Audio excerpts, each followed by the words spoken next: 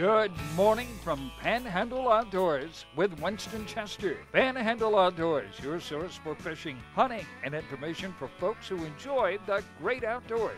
Now sit back, relax. It's Panhandle Outdoors. Good morning, folks. Welcome to Panhandle Outdoors. I'm Winston Chester. I'm glad you're here this Thursday morning. Got a great show lined up, and we'll get started with our weather, brought to us by Haney Technical Center. Principal Mike Heppenstall and staff there be glad to help you out. Run by and see them and check out all the things they have to offer for you. Our weather now, we're in almost springtime weather. High today is going to be 72, low tonight 64. I mean, it is nice weather. Be a little sort of partly cloudy, and I've looked for the tomorrow's weather and Saturday's weather. Looks the same. Looks like just a great weekend shaping up. Fishing or hunting or just getting outdoors is going to be outstanding weather to do that. The river readings, Apalachicola Bluntstown is at a 0.6. And the Choctaw at Caryville at a 4.4.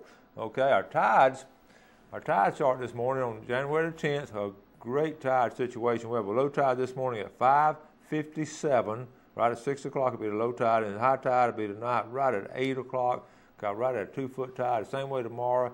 Now next weekend, looking ahead to next weekend, we'll have these neap tides and we'll have a lot of tidal flow starting on Tuesday, won't be much tidal flow. And again, a lot of that's dictated by the weather. Now if we get some strong north winds next week, pushing the water out of the bays and all, you won't have much tidal movement at all.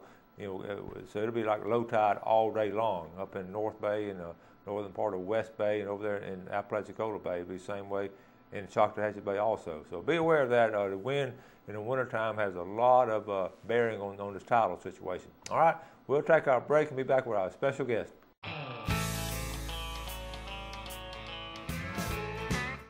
All right, welcome back in a familiar face always, Lieutenant Stan Kirkland. Thank you. Good to see you, Winston. How you doing? Good to have you here. You have a good Christmas? We had a wonderful Christmas. How about you and your family? Good. Yep. Yeah, your son got to come home a little bit later, but yeah. Brandon got to come home, and he'll soon be going to Salt Lake City. Actually in summer, but he'll be going to a new hospital there. So I'm proud friend. He Mosley graduate. Well, Outdoor Ed, you knew him. Outdoor Ed alumni. That's how he got through medical school. All the stuff he learned in Outdoor Ed. And well, I couldn't teach him how to throw a cast net. You taught him how to throw a cast net. He probably don't have much time how to throw one, does he? No, I can promise you he doesn't. And Salt Lake City, not a lot of places other than that big old lake out there. Well, they've had freezing weather and snow since October.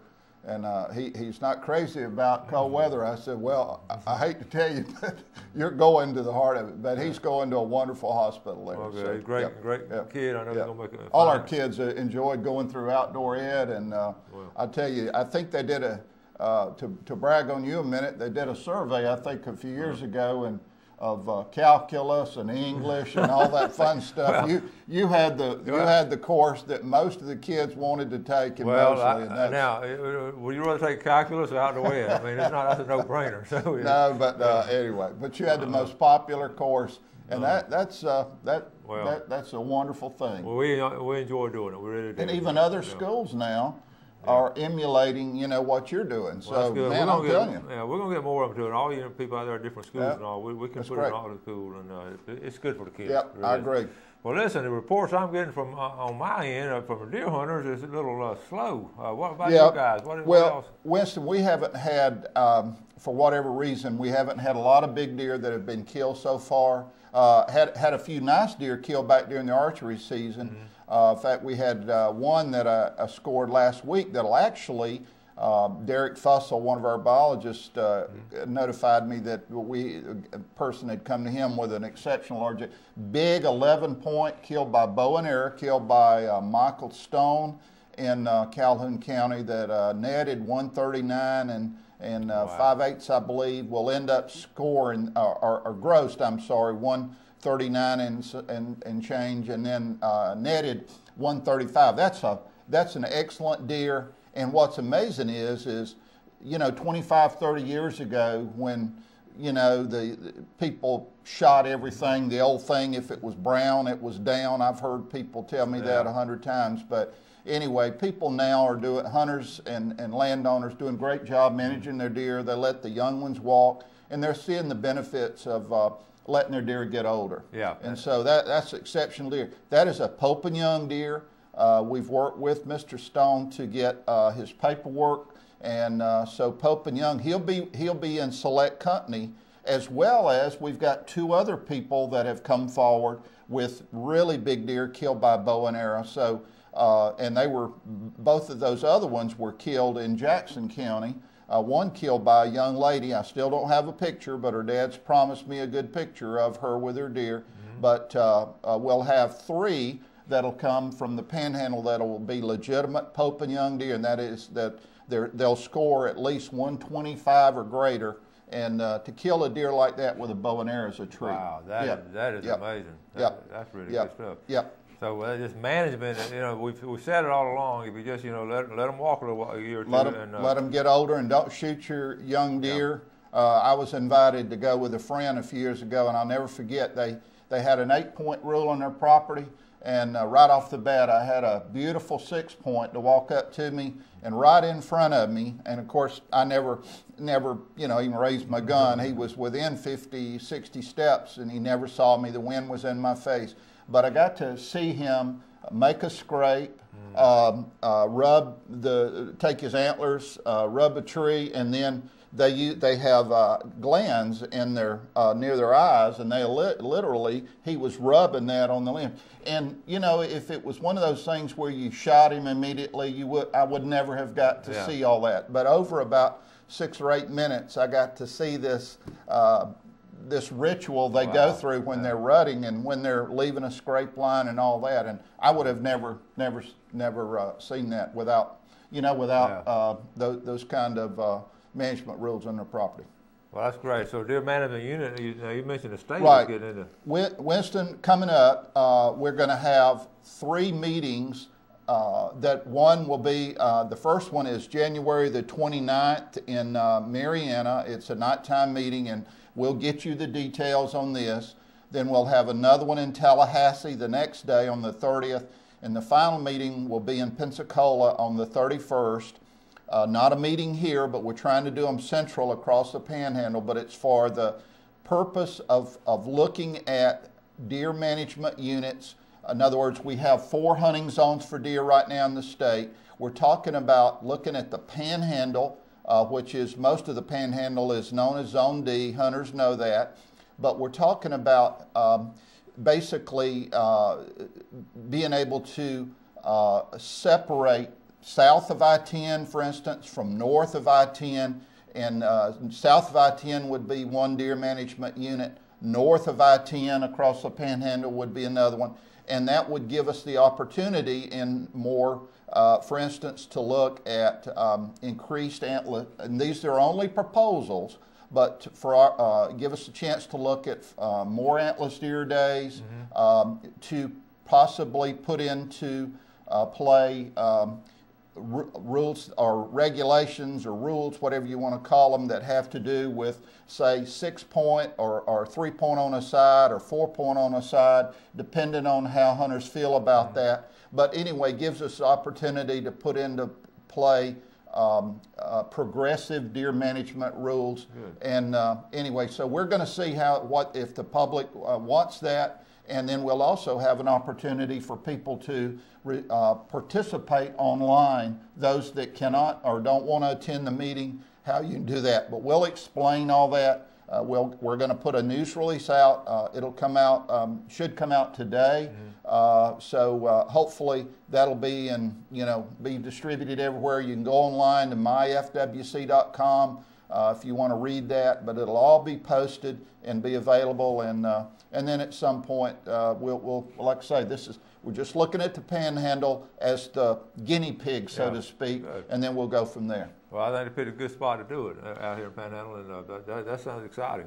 Yeah, we looked at this at something like this back in 2004, and we tried to do it across the state in one fell swoop.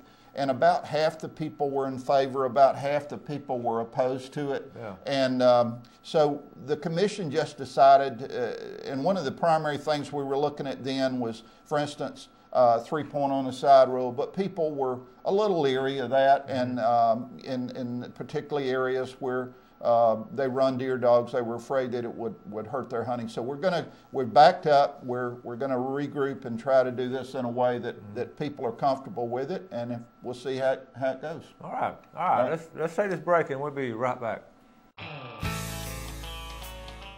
All right, welcome back. Sitting here with Lieutenant Stan Kirkland. We're talking about deer, and I know you have so much experience with it, and then you're biologists and all. Y'all are sort of the level up here as far as our knowledge and what we need to know as a public. And you were mentioning some kind of disease that might be coming. Well, back in the summer, Winston, we had across the country. There was an outbreak of a disease that's called hemorrhagic disease. And hemorrhagic disease has been around for hundreds of years. It's been, hemorrhagic disease is nothing new. And it's something that it's apparently, according to our people, that's spread by biting flies or midges. But it was seen all the way from the Gulf Coast all the way up into Kansas. Now, is that a blue tongue disease? That is. Okay. Right. And there's several different variants of this disease, but it's a virus that's spread, and a deer, some deer die from it. Some deer, deer live through it. It doesn't wipe the deer herd out by any means. But apparently we're having, and we've had a lot of interest in this, particularly locally, and some rumors have been spreading, particularly up in the Holmes County area, because they're seeing deer that have apparently had some lesions inside in their internal organs, in their lungs and all, and they're apparently this is along the Choctawhatchee River.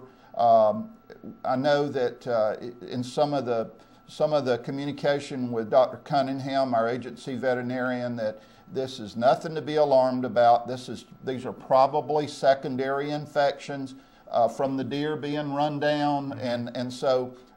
It's something that we've always had. The rule of thumb is, though, any animal, any wildlife that has an infection, you shouldn't consume that animal. Yeah. If the animal's healthy, then of course that's your call. And I like you, eat fish and wildlife and all. But as a general rule, and we always defer to the Department of Health when it comes to health issues with domestic as well as wildlife, but when it comes to consumption. But general rule is if the animal's not healthy, then it's probably not a good idea to eat. Let me ask you this. Kenny Bostic, a good friend of mine, they go to Missouri every year, and when he came back, there's a family farm up there. Right. When he came back this year, I saw him on Sunday morning, and he was saying, we were just had a lot of our deer were taken down with this blue tongue disease up there around his farm. But he brought up a point. He just made me think about it when he said Choctawhatchee River. He said when they found the body, the deer carcasses and all, they were usually down by a stream because it made them extremely thirsty, and that's where they would go. Now, was that hearsay? No, that's actually right. Well, if there are hunters that want to read, if you Google either blue tongue or hemorrhagic disease, you can read exactly what you're talking about. A lot of animals will go to water when they're infected with this. This is not a disease that can be treated. It's a viral disease.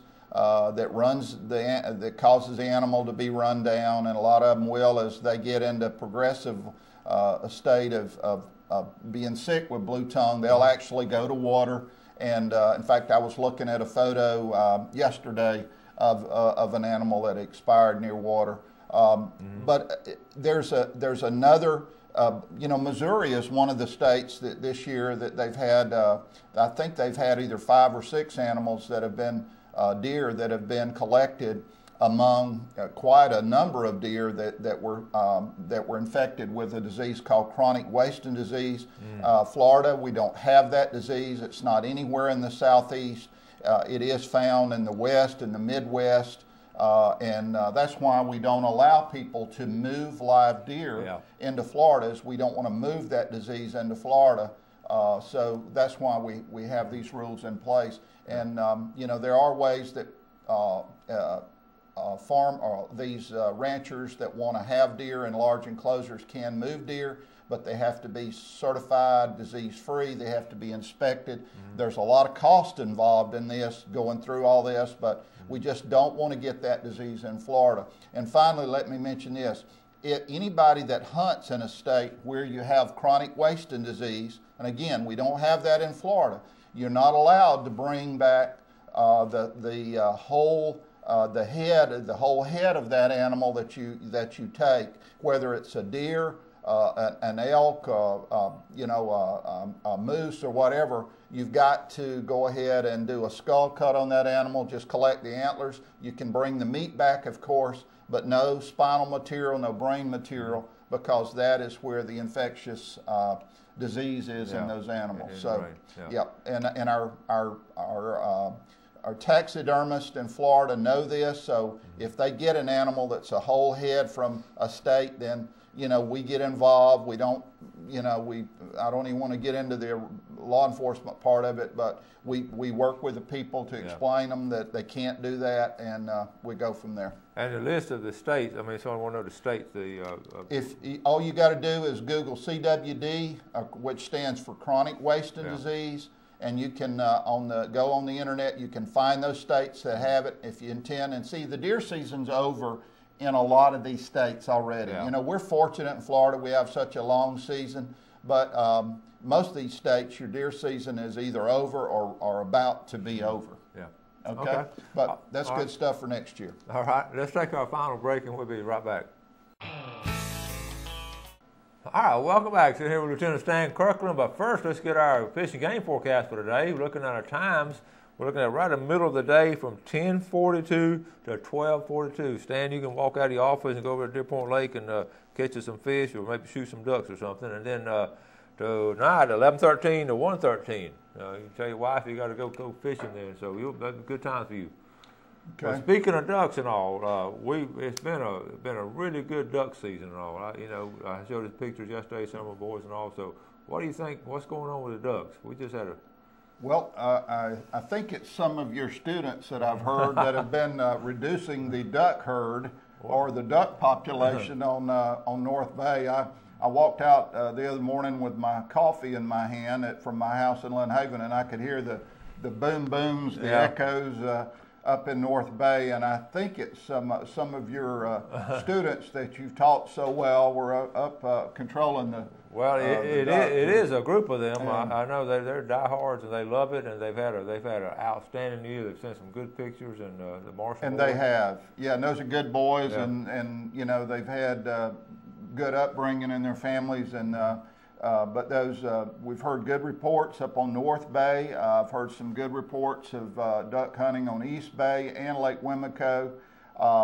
They've been killing a number of redheads. I saw in the picture that you had, and of course North Bay's always been a place where there's been some good flocks of redheads, but also on Lake Seminole we've had good reports this year. I know my brother duck hunts up there when he's home not working, but the thing that's interesting about Seminole is Seminole's a big lake, 37,500 acres. Most of it's in Georgia. About 17% of it is in Florida. And of course, that's what the Florida hunters hunt, is that portion that's in Florida.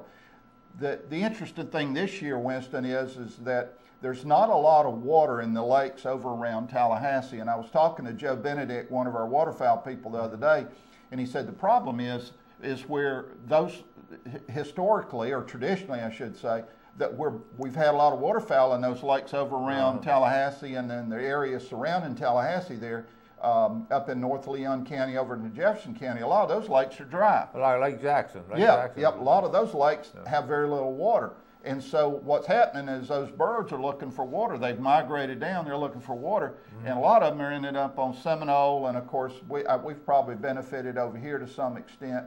Not so with your wood ducks. Your wood ducks are going to be more on a lot of your creeks and watersheds and places they can get to acorns and that sort of thing.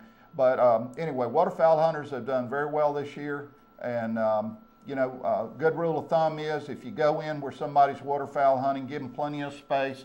Don't crowd them, don't get on top of them, because that just creates a little friction if you get too close to it. Well, and we talk about that too. A lot of times we've mentioned this before, and I know you did an article on ethics in the newspaper this past recently, and it was a really good article. For example, you know, if a duck is flying this way and I shoot him, well, he's going to land way over there, and somebody's going to be over there real close to it, and it's going to be aggravating, and it always causes some friction when you're out on the you know, you just don't want to crowd people, get on top of them. You know, it's just it's not something that we can regulate.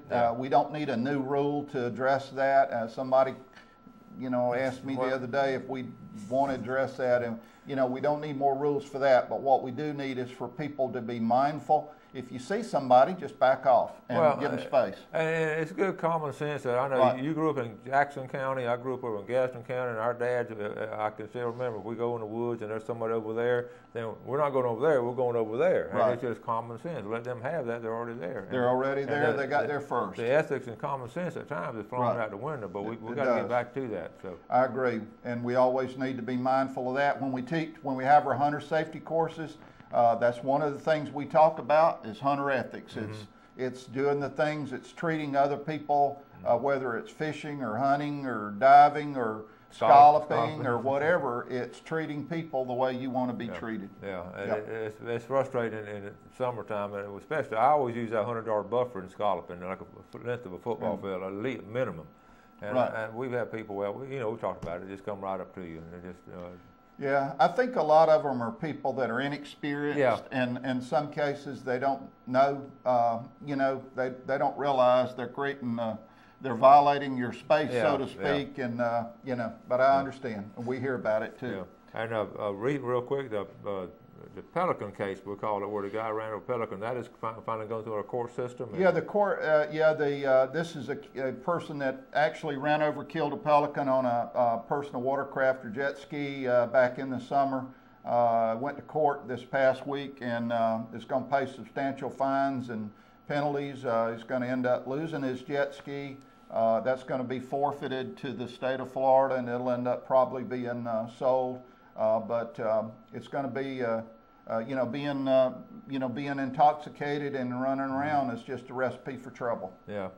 Well, all right, well, Stan, that's a lot of good information. As always, when you come on, you just have a lot of good stuff, and we appreciate you coming on. Thanks. Thanks, Winston. And appreciate also, it. thanks for that fruit. Thanks for having us on. All right, buddy. And listen, folks, we appreciate you watching the show, and sometime today, during the course of the day, you do something good for somebody, and God bless.